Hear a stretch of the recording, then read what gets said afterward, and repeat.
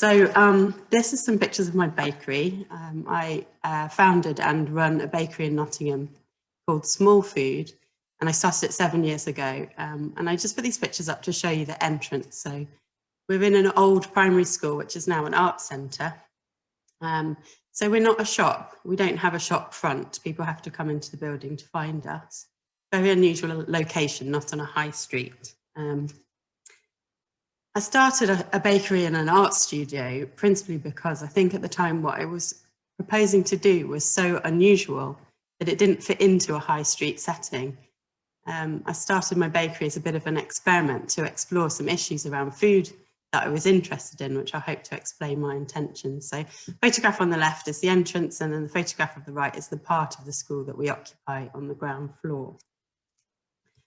This is just a bit more context for you. So when customers come into the building, this is what they find. Our bakery mission statement is written clearly on the door, which is to manufacture delicious foods using ingredients traced directly back to the farms and healthy soil and good people.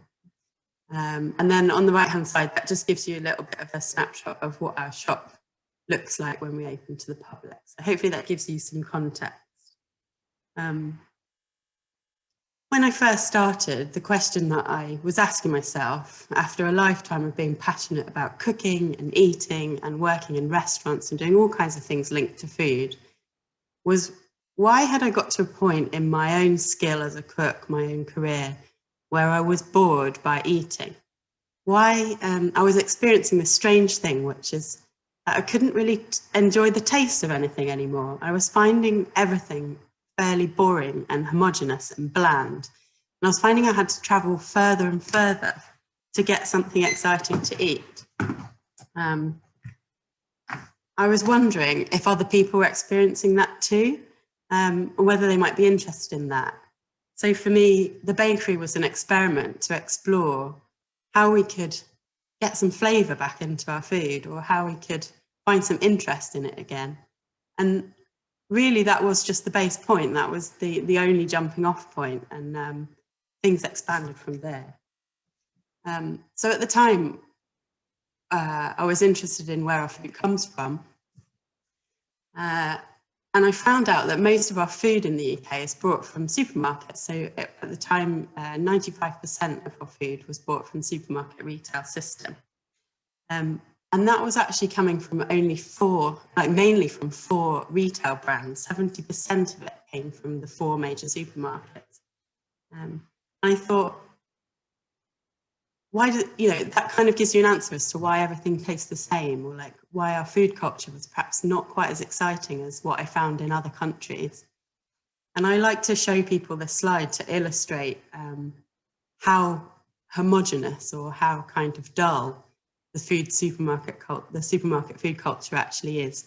So I found this amazing statistics, and this is a list of the top 10 grossing food retail products in the supermarket system in the UK. So these are the things that take the most money. And I was really fascinated by this because a lot of people said to me, oh, well, the supermarkets are great. They provide loads of choice. We enjoy going to the supermarket. We find it a creative experience to select our foods. And we feel in control. We find there's a lot of variety in there. And I thought, is it really offering variety? And I think these numbers speak for themselves. So this is where we spend the largest proportion of our money in the UK in the supermarket system. And you can see the sorts of cuisine that this represents. So let's ignore the vodka at the top. But there are a lot of crisps in the list. There are some fizzy drinks. And the thing that I was really interested in as a baker, obviously, was the bread that was really high up the list. So we've got Kingsmill White Standard 800 gram and Warburton's White Standard 800 gram. They're essentially the same product. And each of them grosses around £135 million per year. That's one single product line in the supermarket food system. That's an enormous amount of money. And this list, I hope, will perhaps illustrate for you how much diversity we do not have in our food culture. And it certainly caused me to investigate a little bit further. So hopefully that gives you a clue as to what I was thinking, or where my mind was at when I started the bakery. And the reason that I started it and called it small food was really as an objection to the big food system. I wanted to explore, I thought if the big food system is not delivering on flavour, and later I found out it's also not delivering on nutrition, it's not delivering on equity, it's not delivering on fairness in terms of the supply chain, and it's also not delivering a very good farm system. So if we're going to object to that big food system, what might the opposite look like? So that's what Small Food Bakery is about. I found that talking to many people over the last few years, there's something about the big scale of looking at the food system as a whole that's really immobilizing. And one of the wonderful things that I've experienced through starting the bakery and through being a part of a community here has been how empowering it feels to be part of a smaller project and to feel like you've got some kind of autonomy and control. I suppose putting the big politics aside, I also wanted to point out there was perhaps a more poetic or beautiful reason why I called the bakery Small Food. And I put this tomato picture up to sort of illustrate, and I know a lot of you are allotment growers or very, very experienced gardeners, and so I think you'll relate to this. And I have a childhood memory of eating tomatoes that my granddad grew in a greenhouse. And one of the things I was really hankering after was that deliciousness that you get from a perfectly in season ripe tomato, and how you really can't get that from the supermarket system, or very rarely you happen upon it. And you find this in the local food system, you find it on gardens and in small growing situations. And the thing that fascinated me as quite an experienced cook or an experienced chef was, why does that tomato taste different from its fellow tomato further down the vine? There's all this kind of amazing nuance of flavour that you find when the tomato is closer to the greenhouse glass, for example, or later in the season.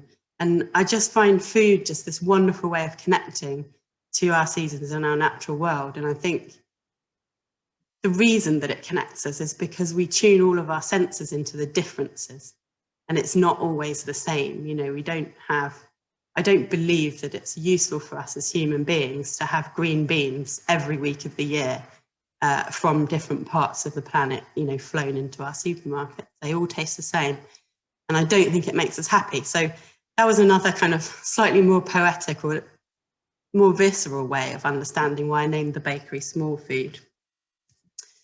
But anyhow, we're a bakery, right? So what's tomatoes got to do with that? I started to think, like, how could we achieve that beauty, that kind of nuance of taste, the idea of something being different each time you tried it, and celebrating that instead of saying that, inconsistency is bad, actually being, able to find joy in that.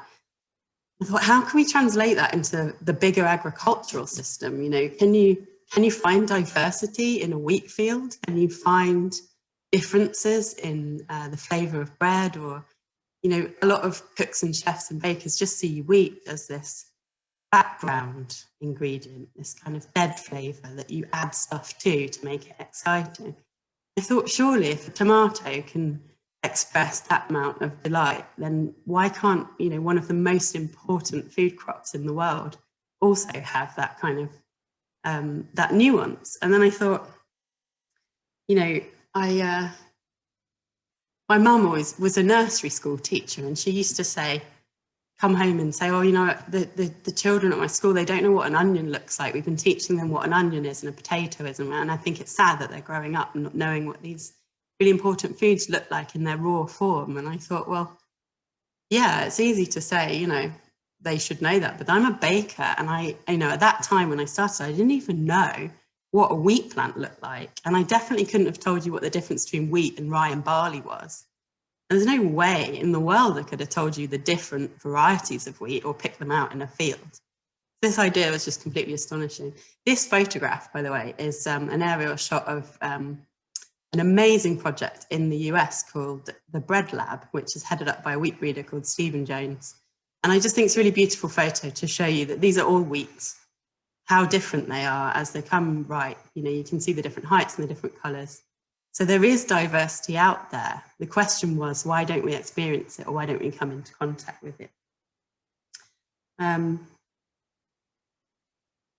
I went to visit the bread lab. I was really lucky to attend something called the Grain Gathering, which is a really transformative experience in my baking career. Being surrounded at a conference by all kinds of amazing scientists, wheat breeders, and incredible bakers who were kind of my heroes. And the general conversation was so different from what I'm used to. It was all about pushing forward, finding more flavour in wheat, finding ways to use different wheats differently, and using our skills as a baker to try to find out what the wheat wanted to be or how it wanted to express itself was not a conversation I was experiencing in the UK baking scene. Just to give you some context, generally flour comes into a bakery and the baker expects to be able to follow a formula and use his hands, and really it's about expressing hand skill to create an amazingly beautiful loaf of bread. But one of the things that tends to be a very important thing for bakers is that the flour is very consistent as it comes from the mill.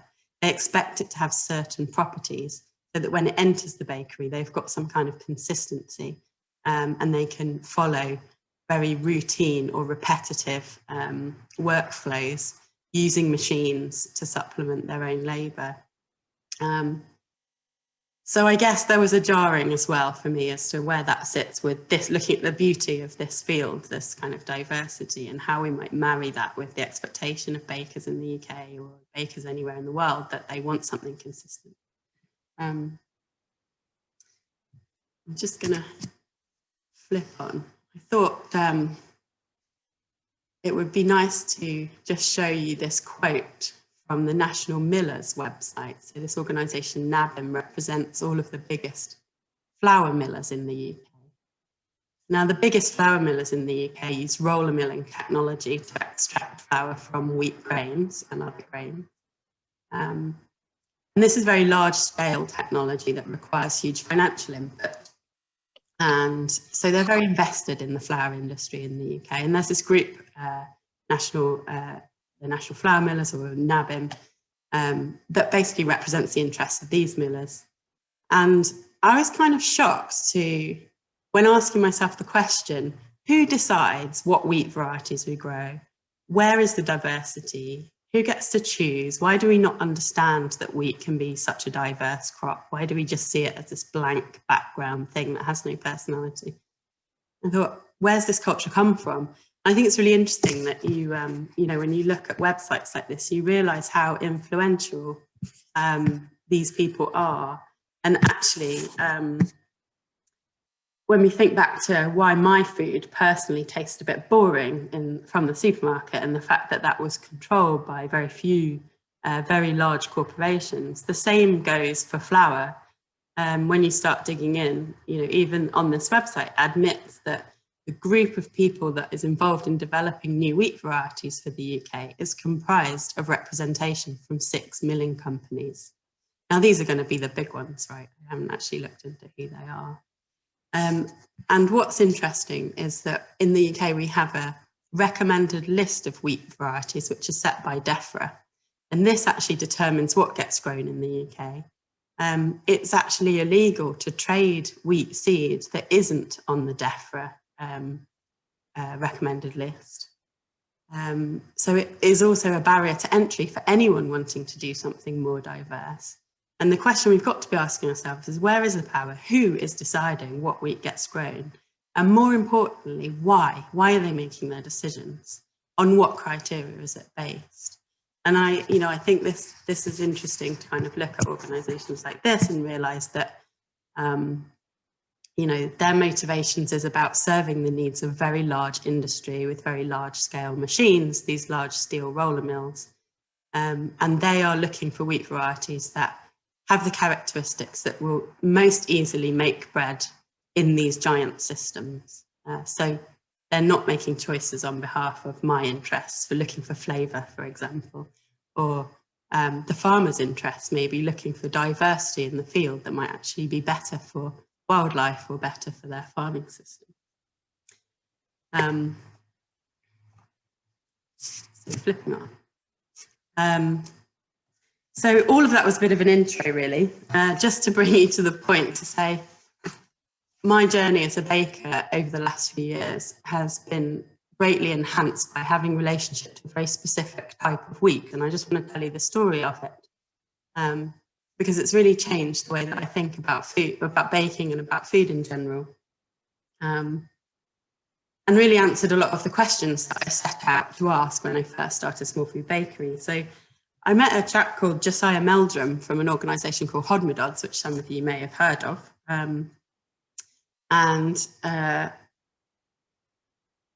That led to this journey. He introduced me to this guy in the photograph. His name's Martin Wolf, and you may have heard of him as well. He was a professor of plant pathology at the British Plant Breeding Institute, and here he is on his amazing agroforestry farm in Suffolk with a wheat trial of a very unusual crop, which we've now come to call YQ.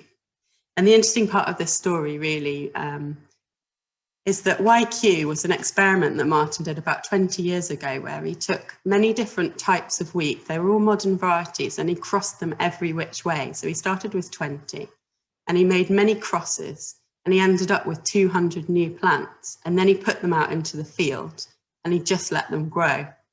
And this is kind of an amazing political statement against the homogeneity of the big food system, because he didn't make any further selection. He just let the farm decide what was going to work.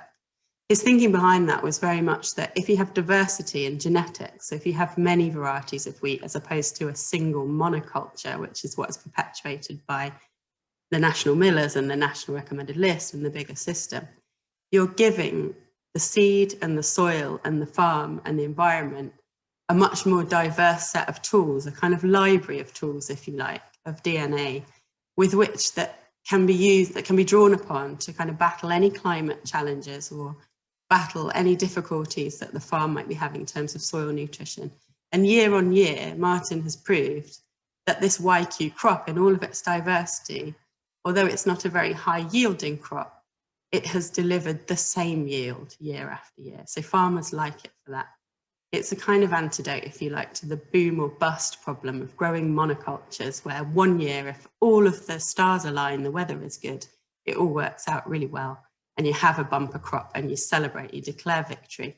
But then the next year, your farm is flooded in autumn and you can't drill the seed, or you just have a terrible wet season in the run up to the harvest and all the crops lodge, or get some kind of pathogen, and the seed can't cope with it because it's like a purebred, it just doesn't have the diversity of genetics to be able to fight those challenges. You lose your whole crop, and the farmers are just in this constant yo-yo situation, which the government obviously tries to sort out by subsidising different things. But I love the poetry of this, just the idea of in diversity is resilience. You can extrapolate that to almost every, as a kind of philosophy, to almost every aspect of your work and life. And I think there is never a point where it fails. It's always true. And I learned a lot about farming from Martin, and a lot about wheat from observing the YQ and developing a relationship with it. And it's really informed the way that I run the bakery. There's just this idea of diversity and resilience has just become a kind of mantra, I think, for doing well and for succeeding. So just a couple of pictures of Martin's incredible farm, just to illustrate the diversity principle. He extrapolated it across the whole farm. It wasn't just about the wheat crop. He grew all of his cereal crops in alleys, and they were all flanked by lines of trees. So this is really unconventional. Basically, a farmer will tell you that a line of trees in a wheat field is a real disaster for productivity. What Martin was able to prove was that the productivity of the land overall was way higher than conventional kind of broadacre field farms that you can see in the photos surrounding this farm, and that it was actually a very resilient way to grow crops. Just in case you didn't quite follow the wheat breeding, this is just to complicate things further. This is how the YQ was developed. So all of the names on the left and the right of this crazy diagram are all the wheat varieties that Martin selected. Some of them were selected for yielding properties, some of them were selecting because they were high quality, and he crossed them every which way.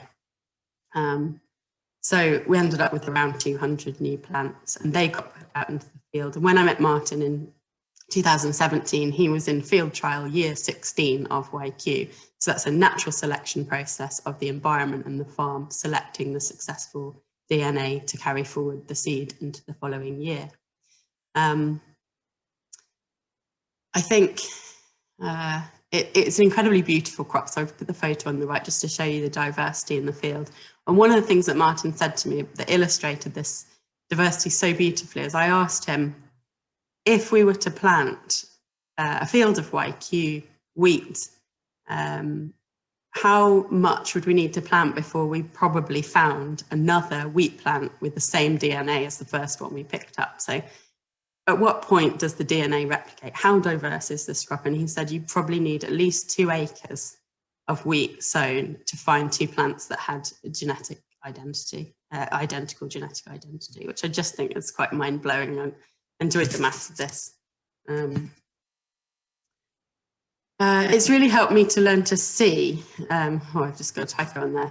I just wanted to talk about the importance of spending time in the wheat field and the importance of me as a baker taking time out of the bakery to work with wheat breeders and to really kind of develop a relationship to a crop. It's kind of learnt me, it's taught me how to see it. It's taught me the difference between a wheat with awns, one with a slight purple hue, one with a slight pink hue, kind of square head type seeds and rounder seeds and longer seeds and smaller seeds. And also I can now tell the difference finally between barley, rye and wheat in the field. And I just think this is so important, and I don't know why it isn't more valued in the kind of wider bakery community. Here's some photographs of a really wonderful moment for us as bakers at Small Food. We found a farmer locally who was prepared to grow the YQ crop for us. Having developed this relationship with it, we wanted to bake with it. We wanted it to be grown locally. And this was some photographs from the very first local harvest of YQ. You can see everyone's faces as we stood in that field. It was such an emotional moment for the bakers to just connect with that crop. We stood there for about 2 hours just chatting. We didn't want to actually leave the field. It was really bizarre. It just had this kind of compelling draw for us that we didn't want to move away from. And there began the journey that we went on as bakers to try to integrate that crop into our baking. Now, when you've asked a farmer to grow something for you specifically and gone and visited several times and stood in the field and got delighted about the harvest, you don't care what the milling metrics are. You don't care if it's on the national recommended list. You don't care if it's high protein or low Hagberg or all of these different technical measures that the big industry use to decide whether a wheat is useful. You just find a way to bake with it, and you're proud of it and you want to tell everybody about it. So working with the farm, we managed to localise our wheat supply within a kind of triangle with a windmill in North Nottingham, which was within 50 miles. And for me, those were the metrics that were important. It was the fact that I knew those people, we could sit around the table, we could figure stuff out, we could choose the seed for next year. There's a picture of John the farmer, Paul the miller, and the beautiful windmill up in North Nottinghamshire that mills the wheat for us. It was several years ago when we stood in that first harvest, and now we have many populations being grown for us in the same triangle. This was this year, all the different tests of all the different wheat land races and populations. So the most boring photo ever, but for me, this was just an amazing turning point where, thinking back to the beginning when I first went for grain gathering, and I thought, where is all this diversity? And there's no interesting flour in the UK, and how am I going to find it? And then, 4 years later, to be able to receive these first test batches that Paul at the mill had hand milled on a tiny mill just to get them to me quickly so we could start to bake with them in a flurry of excitement, was just so brilliant. So each one of those packages represents something slightly different. I wanted to just mention that out of our passion for looking for diversity in wheat, I started with a group of others, including Josiah from Hodmedod's and Martin from Wakelands, a group called UK Grain Lab, which manifested itself in a conference in 2018, where we had 150 people from all over the world visit Small Food and the artist galleries where we are. We turned the whole thing into a giant baking experiment for 2 days. And we had lots of discussions, and all the people that attended, I think, got something out of it very similar to the experience I had going to the grain gathering all those years ago. And it kickstarted a bit of a movement in the UK of small-scale bakeries being interested in wheat diversity and being interested in connecting to a wheat with personality, or finding their own wheat. It was wonderful. And this is the bread that we bake with our YQ. I thought you might like to see a photo of it. We bake a lot of tin loaves with it because it's most successful that way. But I also like to make what's called a free-form banneton loaf, just to prove that I can. And it's really beautiful. And the loaf on the right was baked almost 2 years ago, almost to the day. And one that I'm very, very proud of. It was made obviously it was made from the YQ seeds that were bred by Martin. And the crop was grown by John, the farmer who you saw. And it was milled by Paul at the windmill that you saw. And it was mixed by one of our bakers, Matteo. I baked it myself. The formula and all the customer demand and development for this loaf, which enables it to exist, was done by all the bakers here at Small Food. Sarah, Laura, Anya, David and Eileen. And we've worked with this and have a relationship to it. And that's the thing that I would kind of like you to take away from what I'm saying today as being the most important. The loaf was actually named by one of our customers. He said we should call it the YQ, and it's now an iconic bread here at the bakery, and lots of people come to get it. But for me, what's really important is that involved in the production of this loaf were all the people that I've just named, but there were no corporations, there was no intellectual property patents, there was no herbicides or pesticides or any damaging chemicals on the farm. There was no surplus produced, there was no waste, there was no hidden costs, there was no boom or bust economy. All these things I don't like about the big food industry were not present. And I like to say there was no hidden agendas, no additives, no plastic, and all these things that you just think, like, wouldn't it be better if our food didn't contain those things? So we have here a small scale, decentralized, local, very personal and empowered loaf of bread. And, you know, to which I owe a huge debt of gratitude for Martin Wolf for taking me on this journey to connect me to this particular seed. He essentially taught me to be way more than a baker, or a much better baker, I like to say. He gave us this wheat crop, which sits completely outside of the national list and the commodity system. And together we just kind of learnt this revolutionary power that a loaf of bread can have in terms of making changes in the food system. And on a very personal level, I suppose, taught me how sacred the connection really is between people, between me and the seed and the land and the work that I do every day.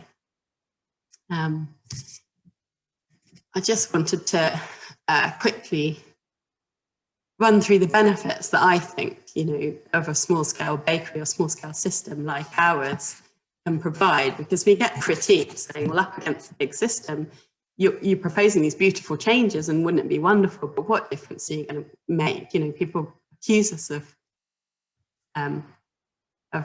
tinkering around on the fringes, I think someone actually once said to me. And I think it's really important to keep reiterating the benefits of working at a small scale with human to human contact, where we get to make decisions. And one of the most important benefits is that everyone gets a seat at the table, and that includes our customers. We're an open kitchen at the bakery. We know all of our customers, and they have been involved in the development of this bread by giving us feedback and taking part in the consumption of it. We've been able to quickly adapt to new harvests because we're so small scale. We have very tiny, very small equipment. We don't have large machinery lock-ins. We don't buy a massive mixer and then say, oh, we only want wheat that works in that particular mixer. Or, you know, we're not locked into a particular style of baking. And because our customers know us all, if we have to change all of the breads to suit what comes off the farm, that's absolutely fine, because we can explain it to them and they know that our values are in line with theirs and they know why we're doing it. We're basically making more use of skilled people and their senses. It's a very non-technical approach to avoid this lock-in. I think it provides meaningful work for everyone involved. Our miller and our farmer and all of the other farmers that we work with will tell you that it's been very meaningful for them to see where their wheat ends up and to see the sort of, you know, positive food system end result. And of course, there's transparency, so we can be challenged if we need to be at any point about what we're doing and why. So there's a rise of small-scale artisan bakeries in the UK, which you think would be good news. Hopefully more people will be working in the way that we're working to challenge the big food system and try to change things from the fringes. But unfortunately, what we're up against is that people are really brainwashed to believe that bigger is better. And the phenomena of simulacrum is a major problem. And what I mean by that, what I mean by simulacrum is this idea of, it's a sort of human phenomena where we intuitively copy something we've seen before. So what you'll notice if you visit a lot of artisan bakeries is they're actually trying to emulate styles of baking and styles of selling and styles of running businesses that are actually in the problematic system. They're trying to copy industry. I'm often astounded at how much people work so hard to make something by hand that looks exactly like something that's been made in a factory, like picture perfect and the same every time. And I think we really need to challenge this expectation and let people develop new ideas and bring their imaginations to the table and stop copying other people. Because I think otherwise we're just going to end up with a whole load of really expensive artisan bakeries that are not actually feeding people. They're just creating a premium product that is actually out of reach for quite a few people. So that's something to think about. Anyway, I'll conclude now. This is the banner behind me, and it summarises everything we believe in here, which is that we're working towards a smaller food system, and we think that the key to success is to put it in the hands of many people. And I think that's where there's such a great synergy between what we're doing and the project that you have, because you just have so many people involved. And I think there's a lot of value in bringing everyone to the table. For me, what I've learned is that on a very personal level, I love this quote from Tara Jensen, which is, as we make bread, we make ourselves. And I think ignoring all of the kind of conventional metrics for success and the idea that growth is really important, otherwise you're not a successful business person. For me, it's just about doing the best job that I can and continually trying to improve and learn. And that's all. Thank you very much.